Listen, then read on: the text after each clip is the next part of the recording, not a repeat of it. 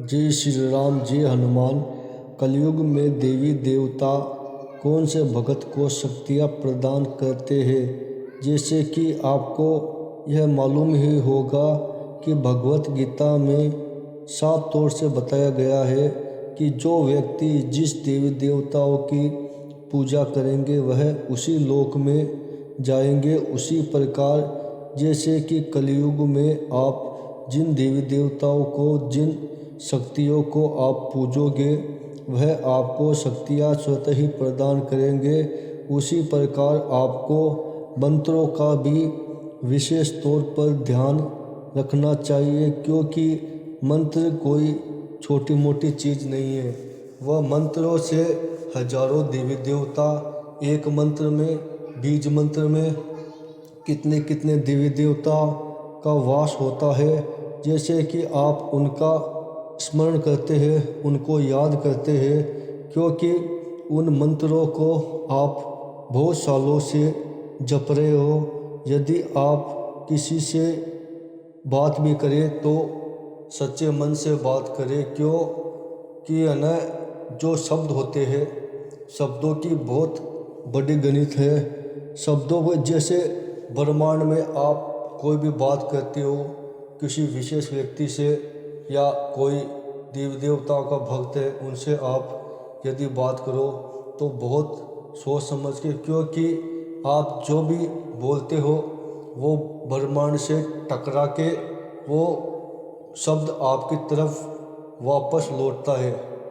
उसी प्रकार ये मंत्र होते हैं कि मंत्र को आप बहुत सावधानी से, बहुत नित्य उनका नियमों के हिसाब से, जिनकी जितनी माला बताई गई है उसी प्रकार आपको मंत्र जप ये सब करने चाहिए। यानी आपके पास में कोई योग्य गुरु नहीं है तो आपको मंत्रों को जागृत बिल्कुल नहीं करना चाहिए। जिससे क्या होगा कि मंत्र एक ऐसी शक्ति है जिसको ऋषि मुनियों ने और बड़े बड़े विद्वानों ने हजारों सालों तक तपस्या कर कर के उन्होंने इतनी शक्तियाँ प्राप्त की थी। जैसे कि रावण के अंदर खुद में इतनी शक्तियाँ थी कि राम जी भी उनसे जब युद्ध हुआ तो वो युद्ध कई सैकड़ों वर्षों तक चला।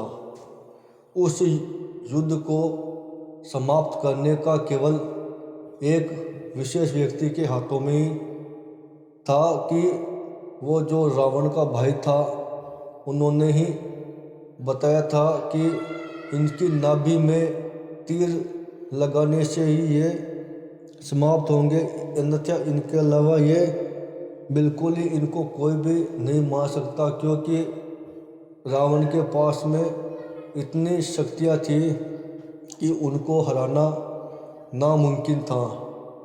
ये सब चीज़ें होती है भक्ति से। जितनी इंसान कलयुग में भक्ति करता है उसी प्रकार उनको देवी देवता आपको विशेष फल प्रदान करते हैं। जैसे कि कलयुग में जितने आप मंत्र जप या माला का चयन करते हैं तो देवी देवता आप यदि किसी मंत्र को एक बार धारण कर लिया तो उसको कभी ना छोड़े, उसको आजीवन करते रहो।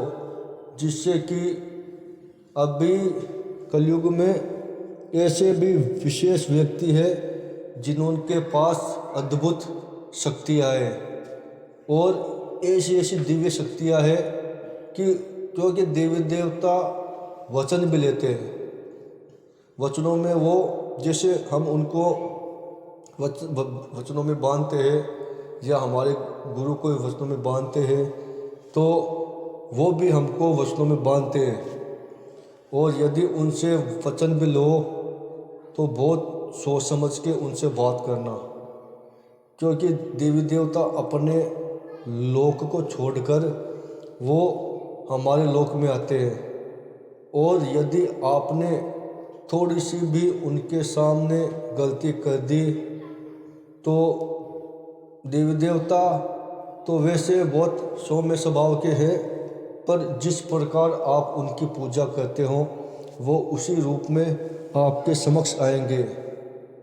यदि आपने हमारे YouTube चैनल श्री वीर हनुमान सरकार को अभी तक सब्सक्राइब नहीं किया, सब्सक्राइब कीजिए और बेल आइकन को क्लिक कीजिए, जिससे आपको देवी देवताओं के रिलेटिव वीडियो प्राप्त हो सके और आपको मुख्य जानकारी बताएंगे कि आपको किस प्रकार से देवी देवताओं की पूजा अर्चना जप तप उनके करनी चाहिए और कौन कौन से देवी देवता कलयुग में आपको पूर्णतः फल प्राप्त करते हैं।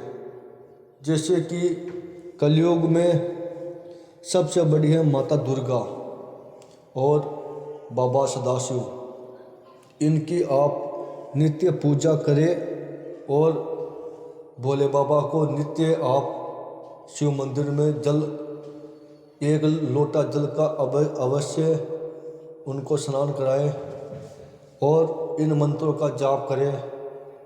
ओम तत्पुरुषाय विद्महे महादेवाय धीमहि तन्नो रुद्र प्रचोदयात्। और माता दुर्गा को ही उसी शिव बाबा की शिवलिंग पर जल अर्पित कीजिए। ओम कात्यायनाय विद्महे कन्याकुमारी धीमहि तन्नो दुर्गे प्रचोदयात्।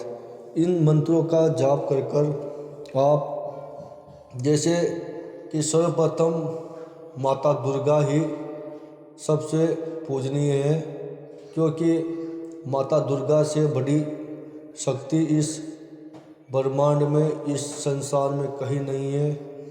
क्योंकि जब तक इंसान जीवित है वो शक्तियाँ उनके साथ है। और जैसे कि आप देवी देवता ये सब देवी देवता परीक्षा लेते हैं इंसानों की, और उनकी परीक्षा में यदि कोई सफल हो गया तो देवी देवता उनको इतनी शक्ति प्रदान करते हैं। और माता दुर्गा की पूजा करने से आपको भिन्न भिन्न प्रकार के देवी देवताओं के दर्शन होते हैं। जैसे कि माता का मंत्र है ओम दुम दुर्गाय नमः।